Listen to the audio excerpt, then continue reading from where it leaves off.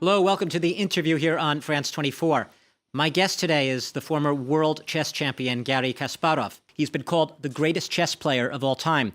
But since retiring from professional chess in 2005, Kasparov has been making headlines as a human rights activist and, perhaps more significantly, a fierce opponent of Russia's President Vladimir Putin.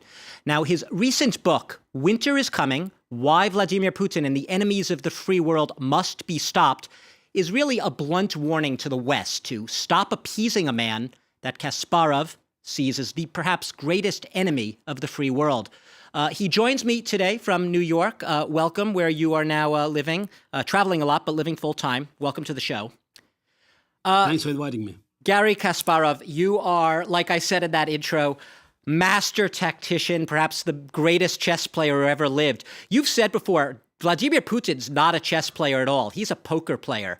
Is that why he sort of is able to catch, it seems, everyone off guard? He always seems to be one step ahead. Yes, he doesn't play chess, and I don't believe dictators like the game of chess because game of chess is 100% transparent. And dictators, they prefer clandestine games where they can blackmail, they can scare off opponents, and they can bluff. Even having a weak hand, he can raise the stakes, as Putin did many times, and he could sense that his opponents would fold the cards. But my question to you is this. As a chess player, you yourself, I mean, part of what you had to do is anticipate your opponent's moves, sometimes many moves ahead. How are you able to sort of, predict how Vladimir Putin is going to behave if he is a poker player, if he keeps his cards close to his chest, if he hides so much?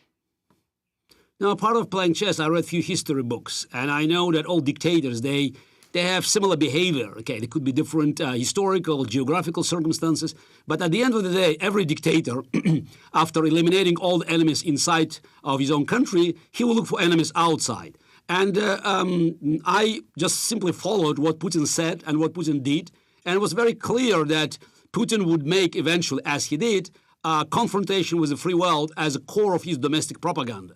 While the Russian economy is going down, Putin has no other chance but to present himself as the savior of Mother Russia, fighting against the global evil. So that's why confrontation it is now and will remain Putin's main kind of philosophy of staying in power. And as you know, Garry, it's a big part of Putin's narrative has been that the West has been bent on humiliating Russia, great mother Russia, bringing it down to its knees.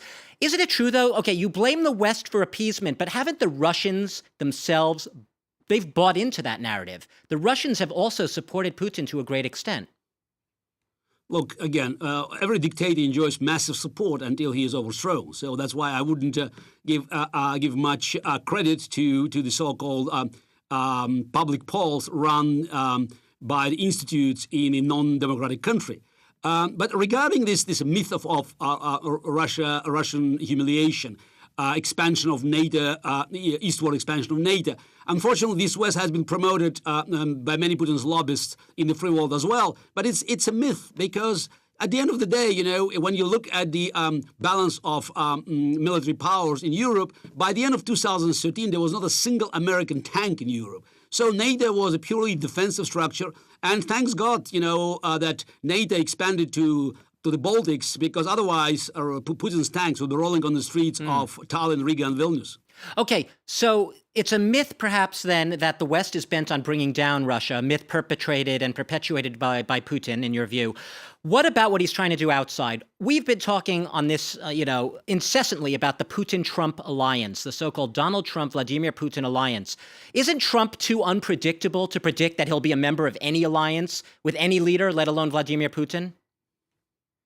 No, definitely Trump is unpredictable, but the problem with Trump is that we don't know to what extent he was, I would say, in bed with Vladimir Putin, whether Trump had any financial ties. Actually, he did have financial ties with Russian oligarchs. At what extent? So how much money does Trump own to foreign powers, Russia, China, maybe others? And of course, what Trump said during the campaign and what he promised to do and what he's doing in the first few days of his presidency indicates that he's playing straight into Putin's hands. Again, we don't have all the explanations, but there are too many coincidences. There are too many dots that can be tied in one geopolitical construction that looks too favorable to Putin. Do you think, though, just to put it bluntly to you, directly to you, do you think Vladimir Putin has compromising material that is yet to go public on Donald Trump? Possible. Again, I don't have any proofs, but again, judging from the circumstantial evidence, there's definitely something that makes Trump, too friendly to Putin, which is, can be hardly explained. And it's not only Trump, but when you look at some of the people from his inner circle, they have very close ties to Russia. And again, it's unexplainable, when Donald Trump and his people have been denying reports of American intelligence and taking a word from a KGB officer. This is interesting. To bring it across the ocean to where I am, I'm sitting here in Paris. Obviously, elections coming up here in France later this year, as well as in Germany. Lots of speculation here that what we just saw happen, or perhaps happen in the U.S., could be happening in Europe.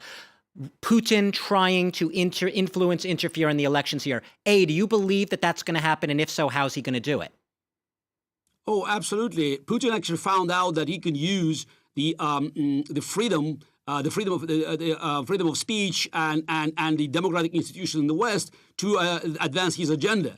For instance, he used very skillfully the flow of refugees from Syria, which of course he pushed, with his client Bashar al-Assad to Europe to support ultranationalist groups across the continent, which, of course, benefits him politically. When you look at the 2016 elections and referendum, Putin succeeded everywhere where he had an interest. The referendum in Holland, the referendum in Great Britain, Trump's elections in Bulgaria, elections in Moldova, and referendum in Italy. And now you could see it, how some of the Russian-controlled websites that were pro-Trump now shifting, for instance, to Germany to attack Angela Merkel.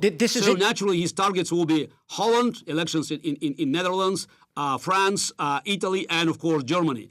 And French elections is one of the big targets because up to now, Putin believed that he had two leading candidates, both of them very, very friendly to him. And just to be clear here, François Fillon, who's one of the candidates for the Republican Party here, the conservative candidate, he's seen as very friendly to Putin. Oh yeah, that's again.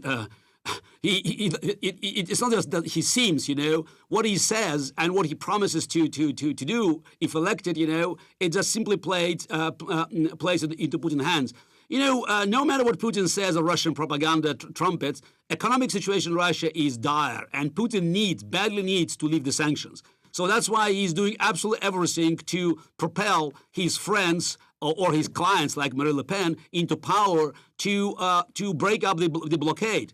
And if he doesn't succeed in 2017, his political perspectives in Russia could be quite unpredictable. He has some help. You've spoken before about some of the tools. Russia Today, RT, the broadcaster, being, in your view, one of the big propaganda tools that he's using to push this agenda. Absolutely. This is the best financed television station in the world. It already carries programs in several languages, and you can find it almost in every hotel in the free world. You also have Sputnik, and you have other Kremlin outlets, but also you have many friendly publications inside Europe, European countries, or the United States. Because Putin succeeded, we have to give them credit, to build one of the most sophisticated, probably the most sophisticated lobbying network of agents in the free world to promote his agenda. Garry Kasparov, in the couple of minutes we have left, it's clear you're no fan of Vladimir Putin, fierce critic of him. What do you do if you want to drive him from power? How do you go after Vladimir Putin? What is his soft spot?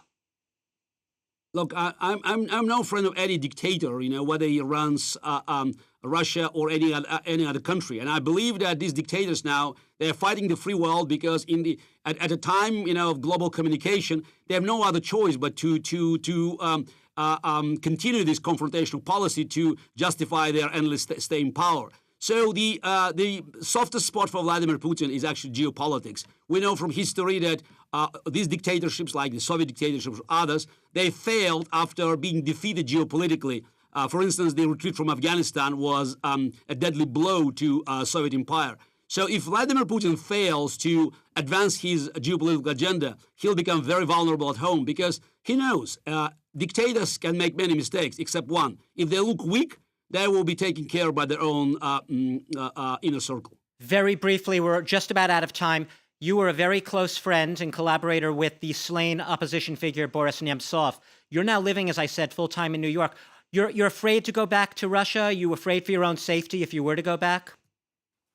Look, my trip to Russia will be one-way ticket. It's not dangerous. It's stupid. And actually, I left Russia upon the advice of Boris Nemtsov. And it was tragic that Boris was so brave and so proud of being, a Russian opposition leader that he hasn't left Russia and he was slain, as you said, by Putin's henchmen. And that's another proof, that this regime will not stop at anything to stay in power. And I'll just leave with this thought here. I believe, correct me if I'm wrong, that Boris Nemtsov had told you at some point before, obviously, he was killed, that absolutely. you yourself should leave Russia. Yeah, in 2013, for 4 years already, I live outside of Russia. And trust me, as the most decorated Russian and Soviet athlete, it was not my first choice. I understand. Garry Kasparov, thank you so much for joining us today, sharing your thoughts on Putin, the Putin-Trump alliance, what's ahead for Europe. Author of the recent book, Winter is Coming, Why Vladimir Putin and the Enemies of the Free World Must Be Stopped. Garry Kasparov joining us from New York. And thanks to all of you for watching the interview on France 24. Thank you.